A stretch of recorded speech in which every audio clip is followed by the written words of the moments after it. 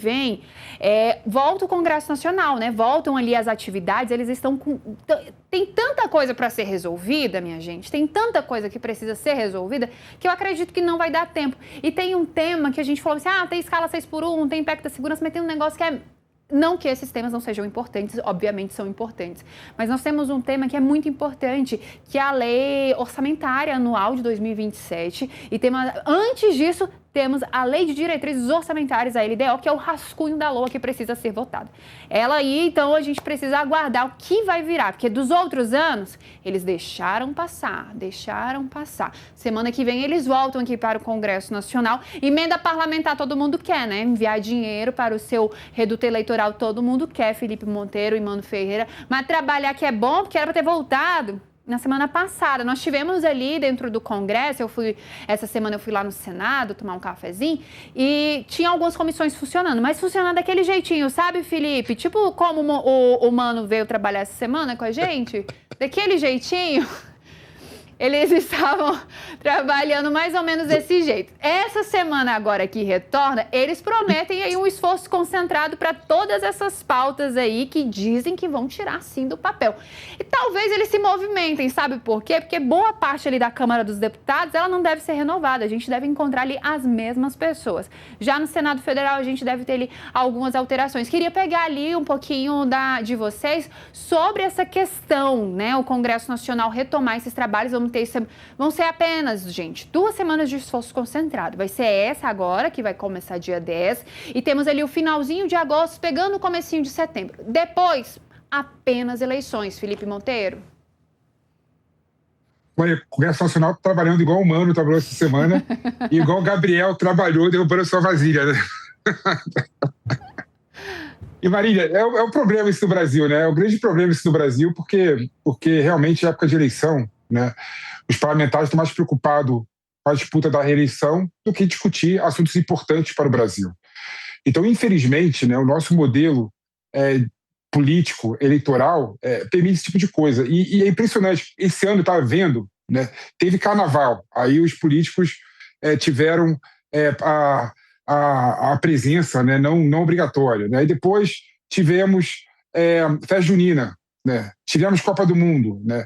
Se você pegar o tempo líquido de trabalho dos parlamentares esse ano, né, é quase nenhum. E, mais uma vez, a gente vai ver os trabalhos deles sendo prejudicados, né, por conta das eleições. Né? As eleições começam, o período eleitoral é em agosto. Né? Ou seja, depois do dia 15, já começam os parlamentares a buscarem a reeleição.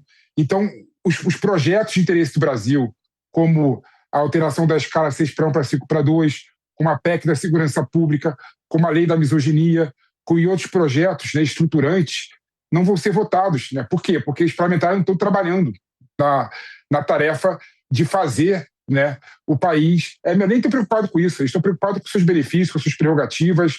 E a lei orçamentária e a LDO, que são leis importantes, né, que definem para onde vai o dinheiro do governo federal, todo ano tem atraso. Por quê? Primeiro, porque o governo não consegue chegar no acordo com os parlamentares para fechar a peça orçamentária. Né? E segundo, porque os parlamentares estão mais preocupados em voltar para os seus estados de origem e tentar buscar o processo de reeleição do que efetivamente cuidar do que é interessante e de interesse do Brasil. Então, realmente, nós estamos ferrados, nós estamos muito mal representados. Né? E o Mano colocou um ponto no assunto anterior, que é um ponto, na minha opinião, de suma importância. Quando você pega as receitas carimbadas do governo federal, elas são quase mais de 90%, né, das receitas. O governo federal é obrigado a dedicar 25% para a educação, 15% para a saúde, em torno de 50% do orçamento federal vai para pagar folha de salário. Né? Ou seja, uma reforma que deveria ser feita, na minha opinião, de forma clara e necessária e profunda, é exatamente liberar as receitas do Poder Executivo aplicado da forma que quiser. Né? E aí depois te avalia, o termo que o Mano gosta, avalia o impacto orçamentário e social dessas medidas. Um governo ruim que consegue fazer mais com menos, né? O governo bom consegue fazer mais com menos, o governo ruim é aquele que gasta dinheiro e não consegue mudar os indicadores sociais. Mas isso nem está em discussão no Brasil. Olha só, esse assunto nem está em discussão no Brasil. E aí a gente fica brigando por migalhas do orçamento federal, porque o orçamento federal que sobra para movimentar é menos de 5%. Aí tem os idiotas de plantão, Mano e Marília, que acham que muda completamente um governo para o outro. Muda nada. O Bolsonaro aplicou 25% em saúde, 15% em educação, 50% em folha salarial. E quando se pega as políticas públicas de todos os governos, desde o Temer, é a mesma política pública. É o mesmo projeto social, é o mesmo projeto educacional. Então, ou seja, nós estamos lutando e brigando, tendo conflitos em família, por nada, porque a gente não muda a estrutura do orçamento do Brasil.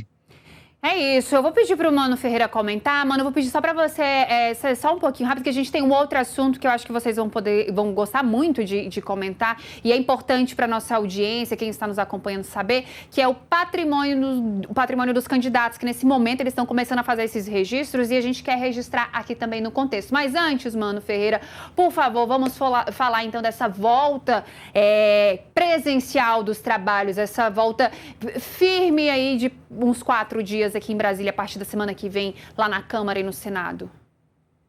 Pois é, Marília, a diferença é que o Congresso não trabalha e joga a conta pra gente.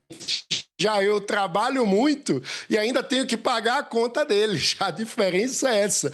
Nós vivemos muitos meses no ano para pagar a conta dos impostos. E eu estou bastante pessimista sobre qual pode ser o saldo dessa semana de trabalhos intensivos no Congresso Nacional antes das eleições, porque, ao que tudo indica, eles podem ligar a máquina de gasto.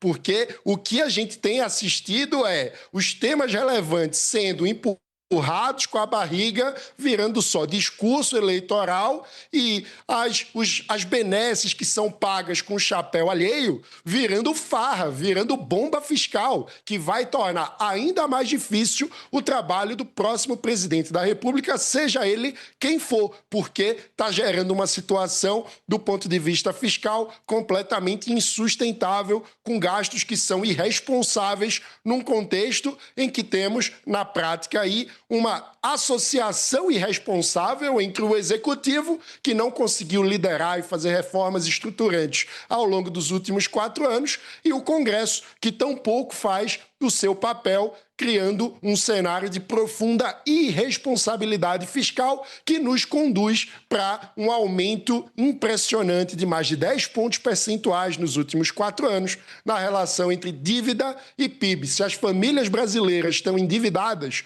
o maior endividado do Brasil é o próprio governo. Exatamente. Vamos falar então, né? Eleições 2020.